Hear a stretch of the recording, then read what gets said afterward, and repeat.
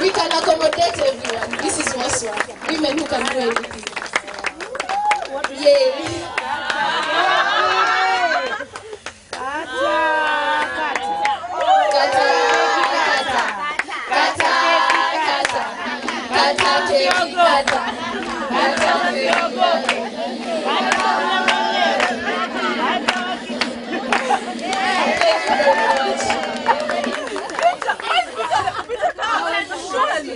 This Kirubi for you.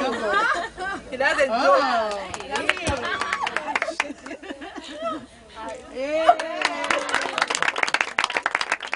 You cannot be leaders if you do not learn what it takes to be a leader.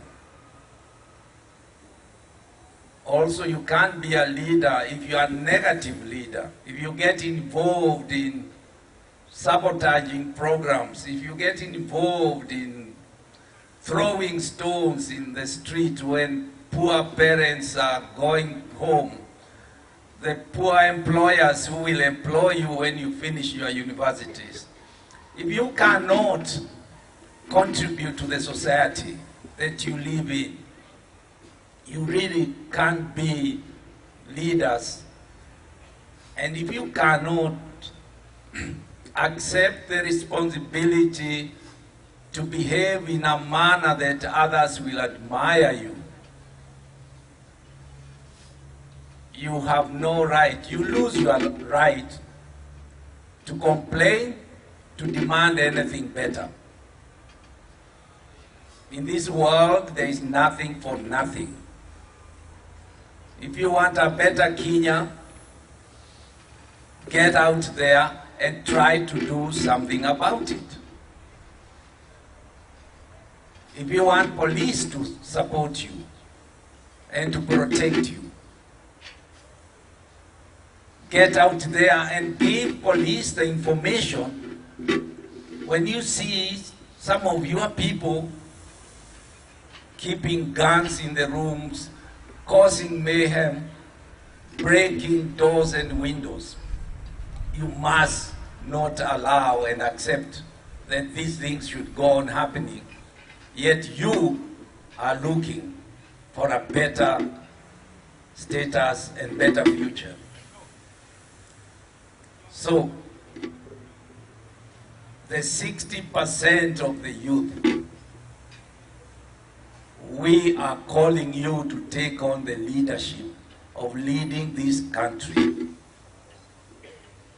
And we are saying, can you arm yourself with the responsibility to manage this nation?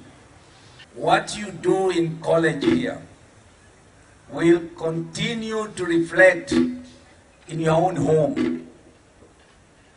When you get a young man and get him to marry you, or you marry him, you must know that the traits, the habits you move from this college with, they will somewhere re-emerge. So I appeal to you, learn to be civil, learn to work hard, learn to be a friend of the others, be supportive, help this nation. There is nobody else. We don't leave this country to politicians.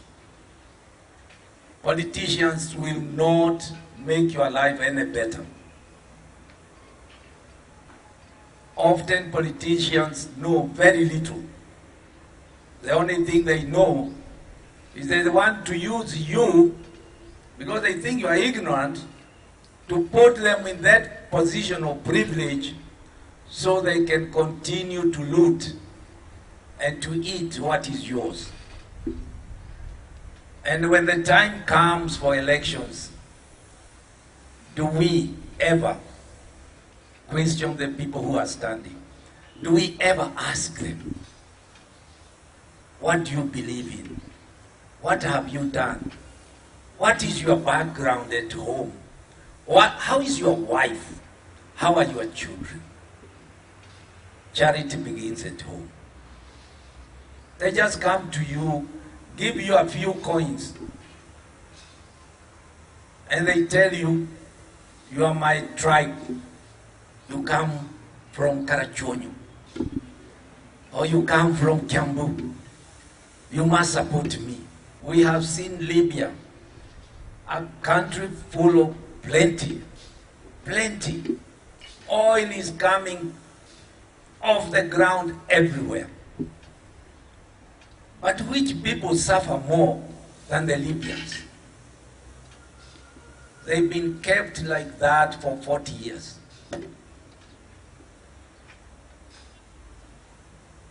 One day, the new generation decided enough is enough. We're going to reclaim our nation, our rights. And this is what you are reading about. It's not a myth. It could happen here. We must create jobs for the young people. You come here, you study very hard, 3-4 years, every morning, every night. I think you have a right up there to contribute to nation building and to find something you can do. And not to go to offices asking for a job. And the only thing you get from that office is a date. Can I see you tonight? What has a job got to do with the night? But most of you, because you are so desperate, you go beyond the call of duty.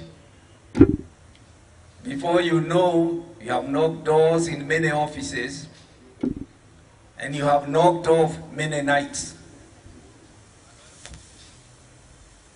Can you imagine when your husband will find you? What will he find? Let us respect ourselves. Let us fight for what is ours. Let us support each other. This association, I hope, what you call it welfare, is indeed going to stand the test of time. You're going to say, we are many now, we're going to support each other, we're going to engage the corporate world, and we're going to show them we have something to offer. Because equally, what you don't know, you have the power of being the consumers. You are a huge group of consumers. If you think big, you act big. You must bring civilization to this university. You must bring quality of management, how you relate to your professors, your teachers.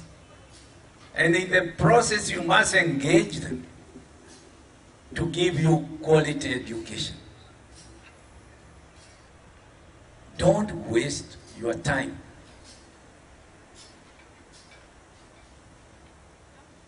The school I went to, we hardly had 1 minute to eat. At Harvard Business School, we lived underground in tunnels. You move from one building to the other through tunnels. You don't even come on ground in case you are distracted by whatever is going on. Because dunia is very cruel.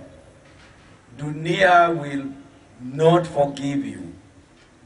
Your parents are very proud of you. That's why they sacrifice every single thing they have. We have research studies going on in university saying how girls go out there and sell their bodies to acquire money to buy shoes, not even to pay for education. I like to be associated with very proud people. If you are poor, we all should join hands to support you. This association must also start to think how to contribute some money to put a kitty in order to support those who can't help themselves. So instead of them going and doing what they should never do, WASWA as a union of students' welfare should come out and say, we all here are here to support one of our own. And let me tell you, even companies will put some money in that kitty in order to support you.